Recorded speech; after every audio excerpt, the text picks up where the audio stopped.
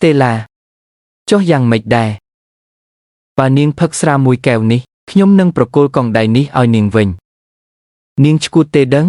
នាងមានប្រតិកម្មស្រាធ្ងន់ធ្ងរណាស់នាងមិនដឹងទេអីធ្វើបែបនេះអាចស្លាប់មនុស្សណាអូបើអញ្ចឹងខ្ញុំក៏អស់ដំរីដែរផឹកទៅផឹកទៅផឹកទៅ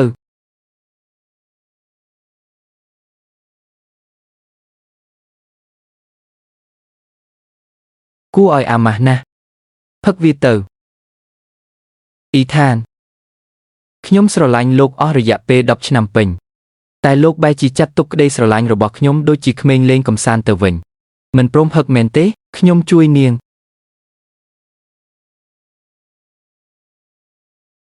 ផឹកផឹកអ៊ីថានពីមុនខ្ញុំដឹងត្រឹមថាលោកមិនស្រឡាញ់ខ្ញុំតែថ្ងៃនេះខ្ញុំទើបតែដឹងថា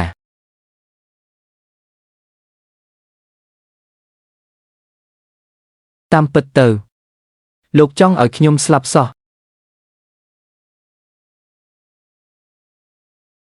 Stella មិនអីទេមែនទេ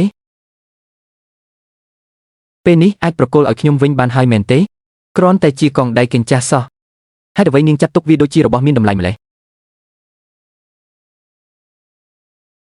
វាមកទីនេះមកវារមកខ្ញុំនឹងឲ្យវាទៅនាង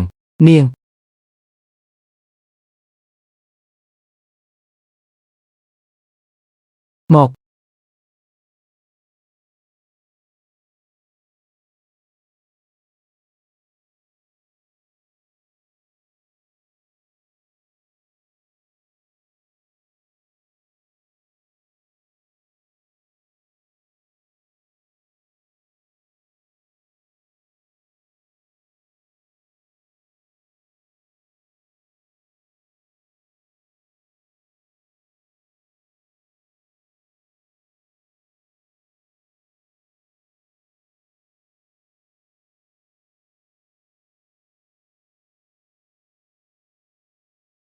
Stella មិនក៏នាងល្ងងម្លេះសូម្បីតែចាប់របស់ក៏មិនបានត្រឹមត្រូវផងធ្លាក់បែកខ្ទេចអស់ហើយ Ivy នាងចង្រៃសង្កេតដំណើរម្ដាយខ្ញុំមកវិញរករឿងមិនទាន់ឆ្អែតទេអីនាងចាប់មិនបានខ្លួនឯងសោះតើពាក់ព័ន្ធអ្វីជាមួយ Ivy ឥឡូវប្រញាប់ត្រឡប់ទៅផ្ទះវិញទៅកុំមកធ្វើឲ្យខ្ញុំខ្មាស់គេនៅទីនេះចេញទៅ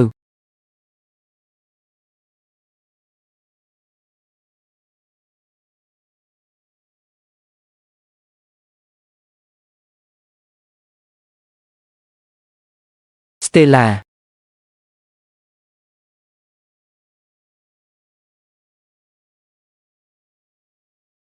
ប៉ាមិនប៉ាអាចធ្វើបែបនេះដាក់ខ្ញុំនិងម៉ាក់បាន Stella បើចង់បន្ទោសគួរតែបន្ទោសម៉ាក់នាងទៅគាត់រវល់តែនឹងការស្រាវជ្រាវឆ្កួតរបស់គាត់រហូតប្រហែលជាគាត់មានប្រុសញីនៅបន្ទប់ពិសោធន៍បាត់ទៅហើយទើបគាត់មិនដែលមកផ្ទះហាមនាងនិយាយពីម៉ាក់ខ្ញុំបែបនេះនាងអាក្រក់ហ៊ានប៉ះពាល់ Ivy ផងភ្លើងឆេះហើយ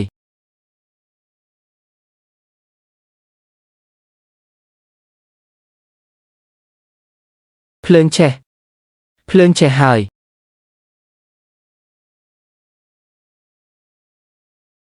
មិនអីទេមែនទេ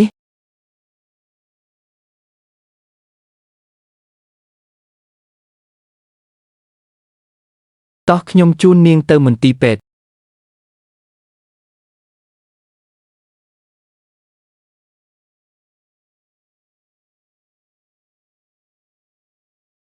7 ឆ្នាំមុន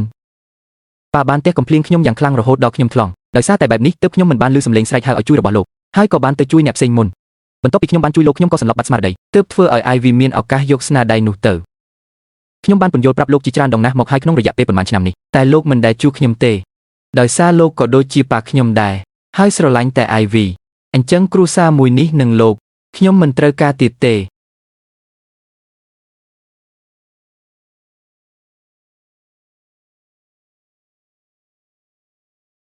កុំបារម្ភអីធីណាខ្ញុំបានចេញពីមន្ទីរពេទ្យហើយនាងផ្ដោតលើការងារចុះ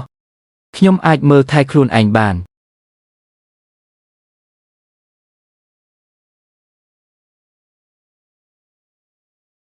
ការទិញឧបករណ៍ជំនួយការស្ដាប់ថ្មីនេះបានចំណាយប្រាក់សន្សំរបស់ខ្ញុំអស់រលីង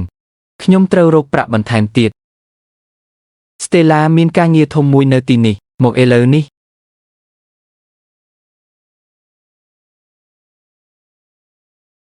Stella ភ្ញៀវមកដល់ហើយ